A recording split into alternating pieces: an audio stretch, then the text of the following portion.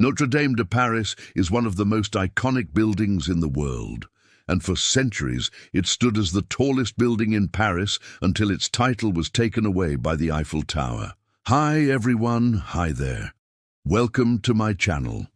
Today we're going to be exploring how this magnificent building was made. How were such grand plans turned into reality? Well, let's find out.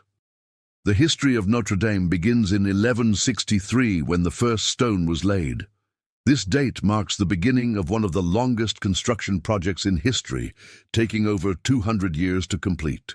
Although work began in 1163, there was already a church on the site before then. The original church was built in the late Romanesque style around 1150 by Bishop Maurice de Sully. However, it wasn't grand enough, and so his successor decided to tear it down and build something much larger in its place. That's right. The construction of Notre Dame started with demolishing an existing building, so it makes sense that they would continue to build on top of the foundation that was already there. In 1163, the construction of the new cathedral was put into the hands of two architects who had worked on the previous church. Their names have been lost to history, but what we do know is that the design of Notre Dame was heavily influenced by the recently completed royal palace of Louis VII. This explains why some historians refer to the palace as the first Gothic building, because many of the features found in Notre Dame can also be seen here. Some of these features include pointed arches, ribbed vaults and flying buttresses, all hallmarks of the Gothic architectural style. These elements allowed builders to construct tall, vertical structures without the use of large amounts of stone, a technique that had been impossible up until this point. Because of this innovation, it was now possible to create buildings that reached new heights. Construction began on the choir and the transept, which were completed first. As the choir was being constructed, the two architects died, and their replacements finished the choir in 1180. They continued with the rest of the construction for the next 40 years. In 1198, construction was halted due to a lack of funds. Work didn't resume again until 1218, but the construction was now given to a new team of architects. Construction was finally able to continue thanks to donations from King Louis VIII.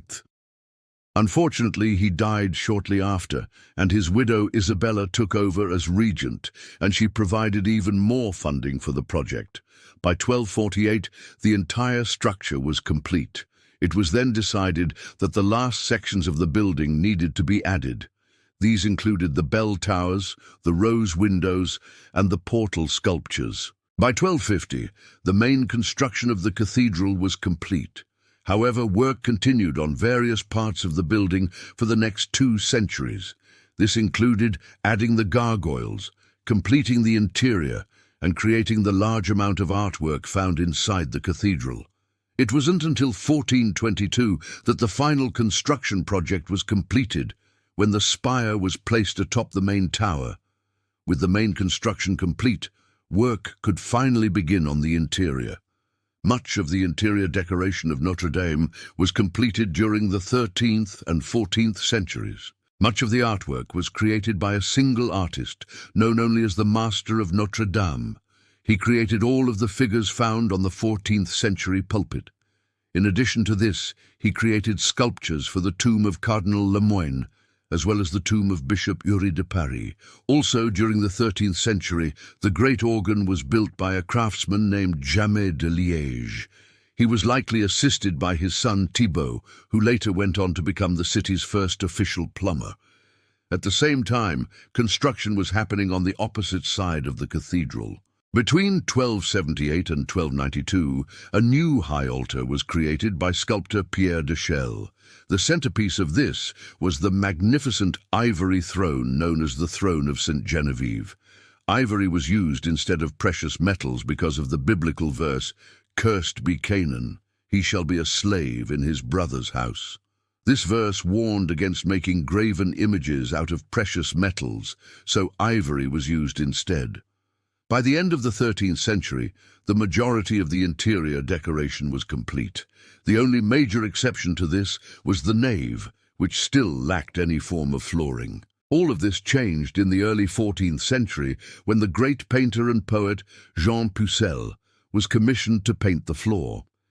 This famous work of art, known as the Danse Macabre, or Dance of Death, was completed sometime between 1334 and 1344. Just 5 years later, Jean Pucelle died along with a third of Paris's population from the Black Death. A second wave of the plague hit Paris in 1364, and it wiped out most of the remaining artists and craftsmen. This led to a decline in artistic productivity in the city that lasted for several decades. Despite this setback, work did continue on decorating the cathedral. Between 1368 and 1375, an artist known as the Second Master of Notre Dame completed the tomb of Charles V. He followed this up by creating a series of sculptures known as the Chronique des Évcadors. This work depicts scenes from the lives of saints, as well as the history of the cathedral. Another artist known as the Third Master of Notre Dame worked on several of the tombs and also created the Last Judgment located above the main altar. In the 15th century, a sculptor named Germain de Paris created the impressive Monument to Dunois, Duke of Brittany. In addition to this, he worked on the decorations found in the choir as well as the stalls. Around this time, the cathedral was visited by Leonardo da Vinci, and he was so impressed by what he saw that he made several sketches of the building. During the French Revolution, many of the monuments located throughout the cathedral were destroyed. However, over the years, most of them have been restored. One of the few that hasn't been restored is the tomb of Cardinal Lemoyne. It was completely destroyed in 1793, but fragments of it can still be seen near the entrance to the cathedral. As the Middle Ages came to a close, work continued on Notre Dame. However, the pace had slowed significantly. This was due to a lack of funds and a shift in artistic tastes.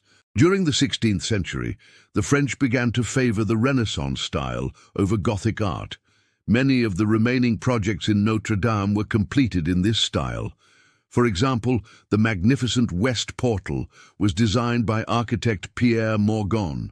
It was sculpted by Jean Goujon, who is considered to be one of the greatest French Renaissance sculptors. However, the construction of the portal was halted in 1564 due to the French Wars of Religion.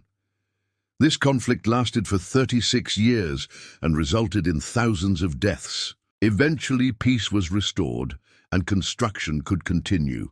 In 1601, work finally began on the large amount of statues found on the portal. This continued until 1624, when Jean Goujon died. After his death, the remaining sculptures were completed by his assistant, Michel de Seigneur.